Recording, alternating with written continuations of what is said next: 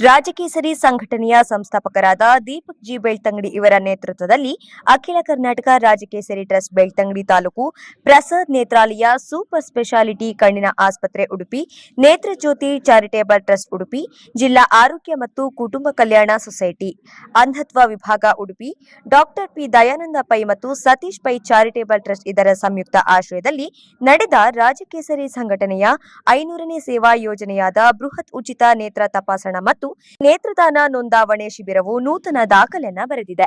ರಾಜಕೇಸರಿ ಸಂಘಟನೆಯ 500ನೇ ಸೇವಾ ಯೋಜನೆಯಲ್ಲಿ ಒಟ್ಟು 543 ಜನರು ನೇತ್ರದಾನ ನೋಂದಾವಣೆಯನ್ನು ಮಾಡಿದ್ದು, ಇದು ರಾಜ್ಯದಲ್ಲಿಯೇ ಸಂಘಟನೆಯೊಂದು ಮಾಡಿದ ಅತಿ ದೊಡ್ಡ ನೇತ್ರದಾನ ನೋಂದಾವಣೆಯಾಗಿದ್ದು ನೂತನ ದಾಖಲೆಯನ್ನ ಬರೆದಿದೆ. ಇದರಲ್ಲಿ 500 ಜನರ ನೋಂದಾವಣೆಯನ್ನು ರಾಜಕೇಸರಿ ವತಿಯಿಂದ ಮಾಡಿದ್ರೆ 43 ಜನರ ನೋಂದಾವಣೆಯನ್ನು ನವೆಂಬರ್ 28ರಂದು ಹಮ್ಮಿಕೊಂಡಿದ್ದ ಶಿಬಿರದಲ್ಲಿ ಮಾಡಲಾಯಿತು.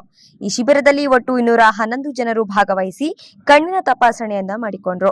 ಒಟ್ಟಿನಲ್ಲಿ ಬಡವರ ಒಟ್ಟುಗೂಡುವಿಕೆಯಿಂದ ಆರಂಭವಾದ ಹಳ್ಳಿಯ ಸಂಘಟನೆಯೊಂದು ಸೇವಾ ಶ್ರೀಮಂತಿಕೆಯಿಂದ ಇಂದು ರಾಜ್ಯದಲ್ಲಿಯೇ ಹೆಸರು ಮಾಡಿರುವುದು ರಾಜಕೇಸರಿ ಸಂಘಟನೆಯ ಪ್ರತಿಯೊಬ್ಬ ಕಾರ್ಯಕರ್ತರ ಸೇವಾ ಮನೋಭಾವಕ್ಕೆ ಹಿಡಿದ ಕೈಗನ್ನಡಿಯಾಗಿದೆ. ನೀವು ನಮ್ಮೂರಿನ ಇನ್ನಷ್ಟು ಹೊಸ ಸುದ್ದಿಗಳನ್ನ ವೀಕ್ಷಿಸಬೇಕೆ? ಹಾಗಾದ್ರೆ ಈಗಲೇ ನಮ್ಮೂರ ಸುದ್ದಿ ಯೂಟ್ಯೂಬ್ ಚಾನೆಲ್ನ ಸಬ್ಸ್ಕ್ರೈಬ್ ಮಾಡಿ, ಬೆಲ್ ಐಕಾನ್ ಕ್ಲಿಕ್ ಮಾಡಿ.